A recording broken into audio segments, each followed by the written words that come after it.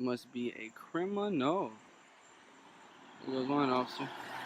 In an unmarked police car, doesn't care about the safety of the citizens. Driving around an unmarked vehicle, putting everybody at danger. You gotta love that, don't you?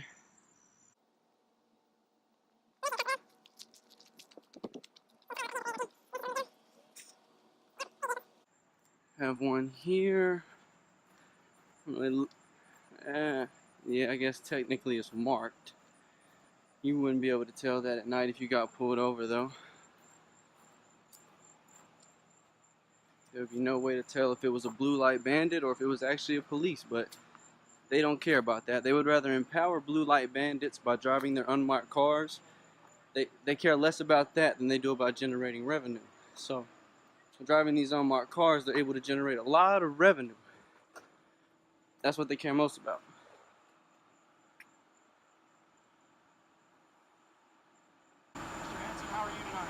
I'm good. How are you? What was your? I forgot your name. I remember you from Coker. Corporal Jennings. Jennings. Yes, sir. What's going on? It looked like something pretty serious. No, one of the officers had, I was just coming to check on him. One of the officers had this vehicle go head on with him right there at Darlington Avenue. We just wanted to make sure that they weren't impaired and they weren't causing anybody else to be in danger and themselves. Well, that's they good. They seem to be okay, so they're going to catch a warning. Well, that's good. And then they're going to go on about their business, and then we're going to clear up and go protect and serve the city. I appreciate that. So,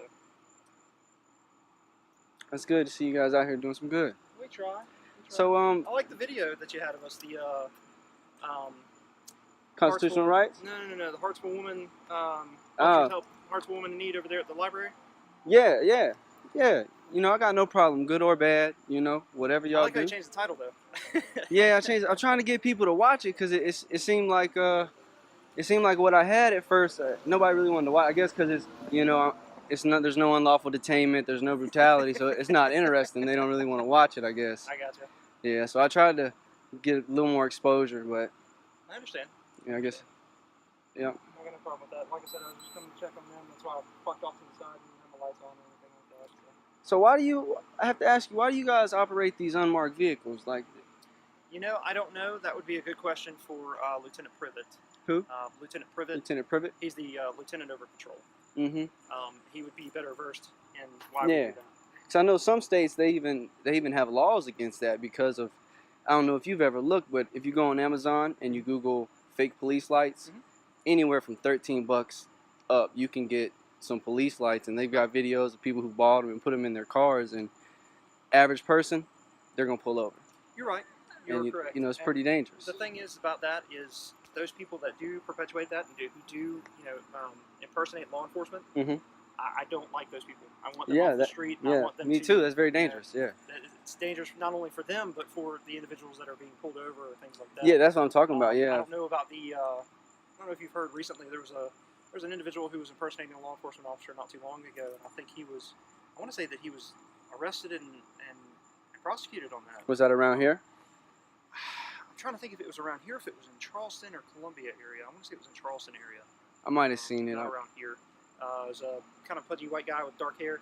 I might have. I know I seen. He was driving around, I think, a white Tahoe. The news was talking about how if you get pulled over and you're a little suspicious, to try to just pull over into a lit area, maybe even call dispatch and let them know, that you're being pulled over by an unmarked car, so they can verify whether or not.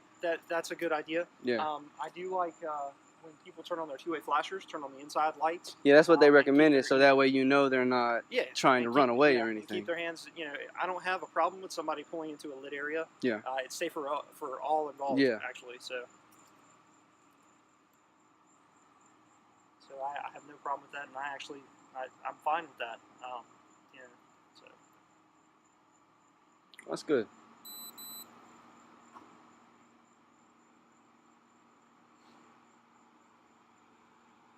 And who did you say I could probably contact about the unmarked vehicles? Lieutenant Privet. He's Lieutenant Privet. Patrol. Yes, sir. Lieutenant Privet. All right. Yes, sir. How would I go about doing that? Just call? You can call 383-3011. Yeah, I got the number. Which is the police department. Yeah. Or you can go by the police department 9 to 5 Monday to Friday. And either if he's not there, he's probably doing some kind of training or something to that effect. Okay. But he should be able to talk with you about that. Yeah. That'd be good.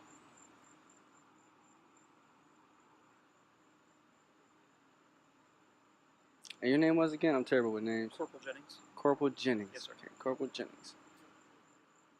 Yeah, I Oh remember. yeah, we don't have badge numbers. We have call numbers. 'Cause they Call change. numbers? Yes, sir. And mine's 330. 330? Yep.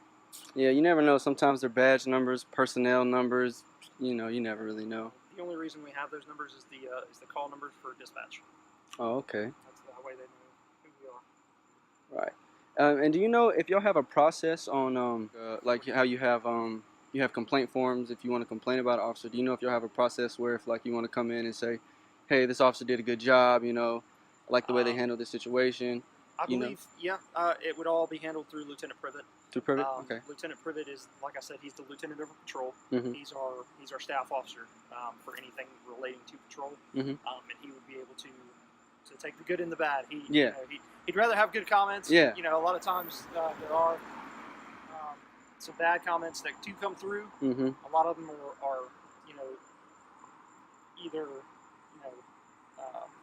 found to be false or something like that due to the cameras that we have. Yeah. And you know, due to vigilant subjects like yourself, mm-hmm. who record our interactions. Yeah.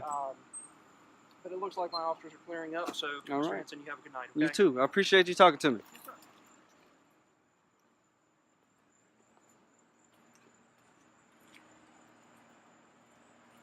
See, folks, that's an example of how it should go. But, you know, there's no need to be disrespectful.